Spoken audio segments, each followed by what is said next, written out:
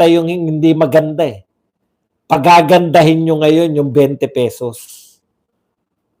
Di ba? Matalino. Yan ang vice president namin. Okay. Oh, tama naman. Binubudol nyo sa 20 pesos na bigas. Ang tagal nyo. Kung totoo po yan, dapat 2 years ago, 1 year ago, pinatupad nyo yung 20 pesos na bigas. Ang point lang ni BP Sara, election na kasi ulit. Kaya lumabas na naman yan sa bibig ninyo yung 20 pesos na bigas. 3 taon, wala kayong binigay. Wala kayong binentang 20 pesos? O tanong ko sa inyo, sa lahat ba ng palengke yan? Kaya nga ito hamon ko eh. Kung talagang kayo ay naniniwala na mapapatupad yan, willing ba kayo na sabihin yung hindi makakabili ng 20 pesos? Huwag nilang iboto yung alyansa? Kalukuhan po yan. Kaya kayo po, kung hindi kayo makakabili, niloloko lang kayo, huwag nyo pong iboto yung mga yan. Kasi wala pong katapusan eh. Wala pong katapusan yung pambubudol. O, eto naman po si Tol Tolentino. Chinese embassy hired troll farm to spread disinformation. O, Chinese na naman. Alam mo, Tol, mayroon kayong 40 pinangalanan. Yung mga tao ba sa naniniwala? Sa mga vlogger na walang pangalan o sa vlogger na may pangalan? Hindi po kinakailangan ng mga Duterte ng troll army. Bakit po Chinese? Para isahan na lang. Chinese embassy na. China na ngayon. Hindi na po Duterte. Si Maharlika, tao yan. Banat Bay, tao yan. Attorney Trixie, tao yan. Joy Cruz, tao yan. Si Dada, tao yan. At si Models of Manila. Wala po.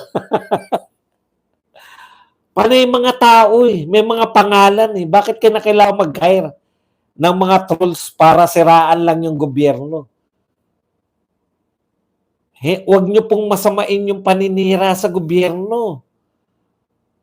No? Ang problema sa gobyerno natin, gusto nilang palabasin na masama ang umatake sa gobyerno.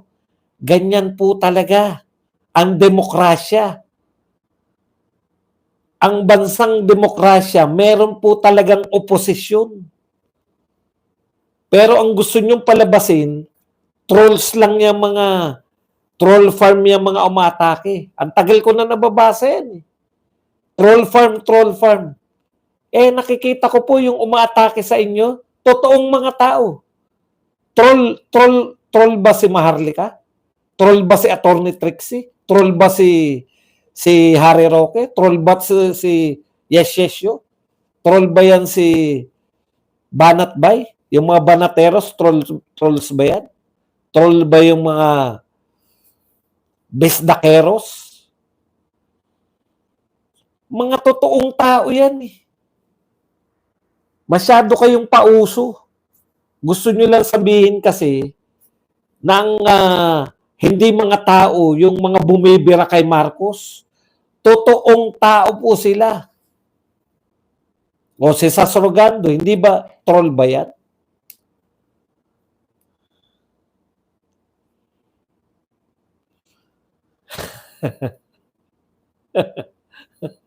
Wag na ako kasi pipitsugin lang naman ako eh.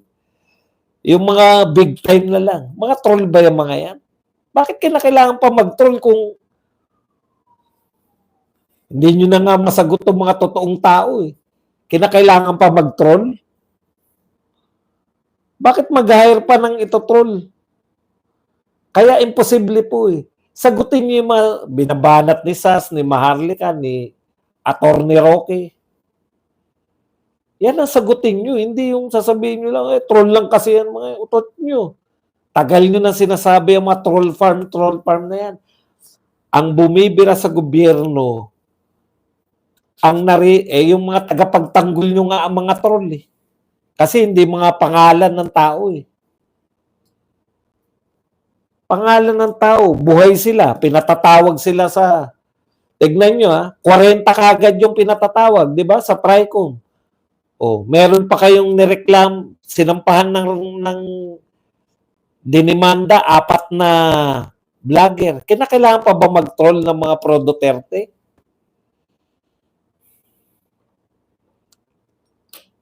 Hindi nyo nga masagot yung mga totoong tao eh. Kinakailangan pa ng troll. O, ito po. Naku, lupit naman ang sinabi nito ni attorney ni Anticler. Huwag po nating harangin, huwag po nating pagbawalan yung mga taong bayan na bumili ng murang bigas. Ito po muli ay para sa taong bayan, huwag nating hayaang magutom ang taong bayan. Grabe. Wala pong pumipigil na bumili ng murang bigas. Wala pa po kayong binibenta. Wala pa pong 20 pesos. Anong wag pong pigilan? Sino pipigil? May 20 pesos, pipigilan. Kahit sino pong leader, wala pong maniniwala. Wag po nating harangin. Sino maharang? Wala pa kayong binibenta. Paano harangin? Uy, huwag kayong bumili ng 20 pesos. Ganon. Mangyak-ngiyak pa siya eh. Huwag po nating harangin. Huwag na harangin. Oh, sabi mo, fake news, sinabihan kayong pinsan. Oh, eto ang sabi niya. Attack dog, tinanong siya ng AW. Kayo raw po ay attack dog. Ay, hindi ako attack dog. Kung ako attack dog, sila naman garapata. Yung mga tagapagtanggol daw ni Duterte. Garapata naman kung siya raw attack dog. Oh, fake news ka. Tao kami, hindi kami garapata. Sino ngayon ang fake news? Tao kami, hindi kami garapata. Ganun po yun. Hindi namin tatawagin fake news yan dahil sumasagot ka lang sa tanong eh. Tapos sabihin lang ni BP Sara, baka magpinsan yan dalawa kasi parehong masama ugali eh. Yun po yun. Dapat nagre-react ka, inihalin tulad ka kay Franz Castro na parehong masama ang ugali nyo. Yun yung punto doon ni BP Sara, hindi yung magpinsan kayo, fake news na. Eh kung sabihin din namin fake news ka dahil sinabihan mo kaming garapata, tao kami.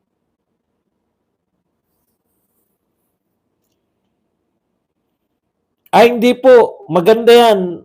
Ayaw ko pong tanggalin si Anticler. Tama si Caitlin, huwag tanggalin yan. BBM, huwag mong tanggalin yan kasi masaya kami dyan. Hindi nyo lang alam kayo mga Duterte, kakampi namin yan si Anticler. Hindi nyo lang nahalata, di ba? Hanggat nagsasalita si Anticler, lalong nagagalit yung tao kay BBM. Kaya gustong-gusto namin yan si Anticler. Double agent ba? O so yung mga double agent. Double agent ba si Anticler? Hindi naman. Kaya lang, talagang gustong-gusto namin yan si Anticler. Yan po yung hindi sinasadya. Yung kalaban mo napapaboran. Parang basketball yan eh. Pag pinasok mo na yung mga banban, di ba? Maagawan. Parang gano'n. Di ba sa basketball, parehong malalakas una, di ba? First 5, parehong malakas. Nung nagpalitan na, syempre mapapagod yan eh. May mga bangko po na nung pinasok, nagkakalat. Pumapabor sa kalaban eh. Kaya ilalabas din agad. Ang problema si Anticler, hindi na nilabas. Ang tagal na nagkakalat. Kaya pabor na pabor sa amin yun. Di ba? Yun po yun. Boss Buds, good PM. Tsaka si Anticler, instant yan. Pag nagsalita si Anticler, meron kaming topic. Kaya lang natabunan siya dahil nag-speech si BP Sara eh. Sa mga hindi po umabot, nako, nagpapahiwatig na si BP Sara. na pwede niya makatandem si Isko. Si Isko, alam niyo noon yung nung mga una-una si Isko. Nagkamali lang talaga ng diskarte si Isko. Masyado siyang nagtiwala na sa sarili niya. Bumanat siya sa mga Duterte, di ba? Yung sayang. Binanatan niya yung mga ransararan. Kung nagtuloy-tuloy lang sana siya, no? Na Duterte, no? Ang OIC po, hindi po si BP Sara.